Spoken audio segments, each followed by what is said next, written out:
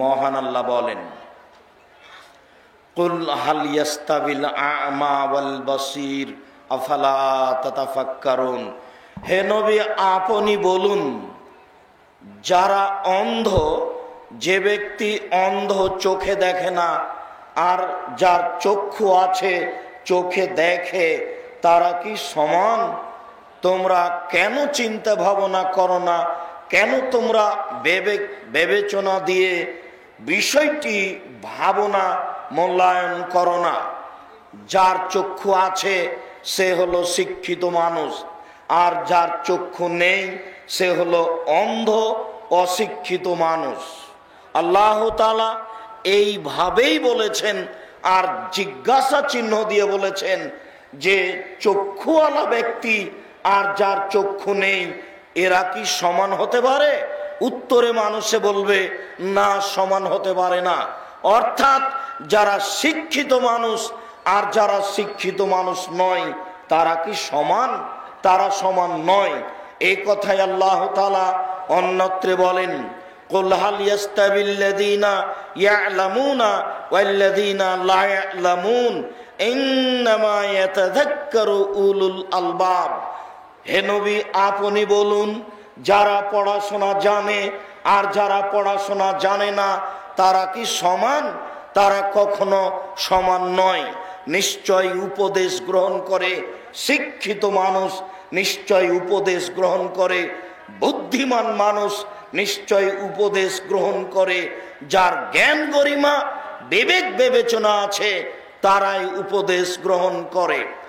মহান আল্লাহ বলেন, মা ইয়াস্তাবিল আ'মা ওয়াল বাসীর ওয়ালা যুলমাতু ওয়ালান নূর ওয়ালা যিল্লু ওয়ালাল হারুর ওয়া মা ইয়াস্তাবিল আহইয়া ওয়াল আমওয়াত।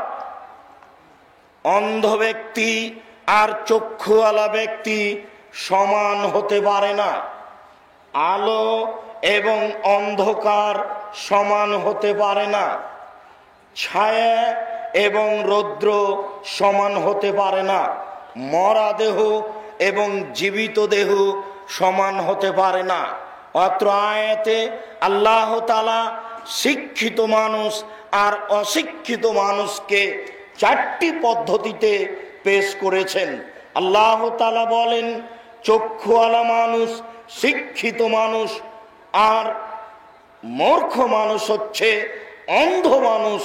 অতএব অন্ধ মানুষ আর চক্ষুওয়ালা মানুষ যেমন এক নয়, শিক্ষিত মানুষ আর অশিক্ষিত মানুষ তেমন এক নয়। রৌদ্র এবং ছায়া যেমন এক নয়, রৌদ্র হচ্ছে অশিক্ষিত মানুষ আর ছায়া হচ্ছে শিক্ষিত মানুষ। রৌদ্র আর ছায়া যেমন এক নয়, শিক্ষিত এবং অশিক্ষিত মানুষ তেমন এক নয়। আলো এবং অন্ধকার যেমন এক নয়, শিক্ষিত আর অশিক্ষিত মানুষ তেমন এক নয়। আলো হচ্ছে শিক্ষিত মানুষ আর অন্ধকার হচ্ছে অশিক্ষিত মানুষ। আর জীবিত দেহ এবং মরা দেহ এক নয়। যারা শিক্ষিত মানুষ তারা হচ্ছে জীবিত দেহ, আর যারা অশিক্ষিত মানুষ তারা হচ্ছে মৃতদেহ। কি দিয়ে বুঝায় আপনাকে আমি এই কথাটি? আল্লাহ তাআলা নিচে কোরআন মাজিদে অশিক্ষিত মানুষকে মরা দেহ বলে উল্লেখ করেছে। তাহলে আপনি বিবেচনা করে দেখতে পারেন, শিক্ষিত মানুষ আর অশিক্ষিত মানুষের মধ্যে কত পার্থক্য রয়েছে, কোনো সমতাই নেই। আকাশ জমিন যদি পার্থক্য বলা হয় তবুও ভুল হবে, কেননা মরা দেহ কখনোই কোনো কাজ করতে পারে না, নড়াচড়া করার মতো ক্ষমতা তার ভিতরে নেই।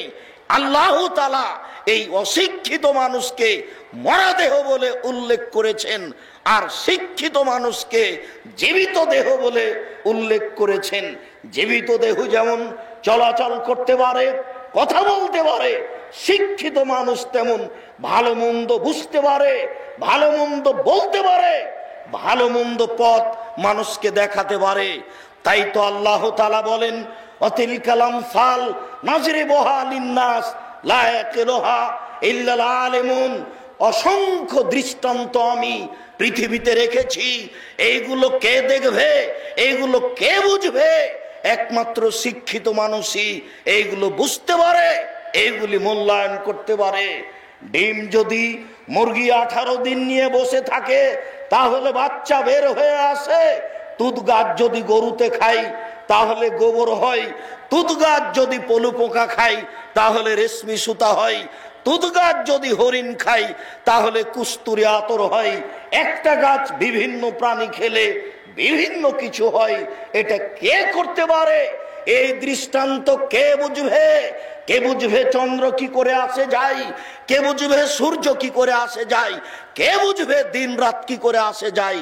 যারা জ্ঞানী মানুষ, যারা শিক্ষিত মানুষ, তারাই বুঝতে পারবে কিভাবে চন্দ্র আসে যায়, কিভাবে সূর্য আসে যায়, কিভাবে দিন আসে যায়। এই কারণেই আল্লাহ তাআলা বলছেন, ইন্নামা ইয়াখশাল্লাহ মিন ইবাদিহিল উলামা। একমাত্র যারা জ্ঞানী গুণী মানুষ, যারা শিক্ষিত মানুষ, তারাই আল্লাহকে ভয় করে, যেহেতু তারা আল্লাহকে চিনতে পারে, যেহেতু তারা আল্লাহকে জানতে পারে। তার জ্ঞান দিয়ে, তার বুদ্ধি দিয়ে, তার বিবেক দিয়ে, তার বিবেচনা দিয়ে সে চিনতে পারে, তাই আল্লাহকে ভয় করে। আল্লাহর নবী বলেন, আল্লাহর কসম, আল্লাহর নবী বলেন, আল্লাহর কসম, আল্লাহর নবী বলেন, আল্লাহর কসম, লাউ তালামুনা মা আলামু, তোমরা যদি জানতে আমি যেমন জানি, তোমরা যদি বুঝতে আমি যেমন বুঝি, তোমরা যদি জানতে আমি যেমন জানি, তোমরা যদি বুঝতে আমি যেমন বুঝি, তাহলে তোমরা বেশি বেশি কাঁদতে, কম কম হাসতে। তার জ্ঞান বেশি, তার বুদ্ধি বিবেচনা বেশি ছিল। তিনি জ্ঞান দিয়ে আল্লাহকে চিনতেন, বুঝতেন। আমাদের জ্ঞান কম, আমরা আল্লাহকে চিনতে বুঝতে পারি না, যার কারণে আল্লাহর ভয়ে কান্নাকাটি করতেও পারি না। জ্ঞানের অত্যন্ত প্রয়োজন। জ্ঞান মানুষের অর্জন করা একান্ত জরুরি।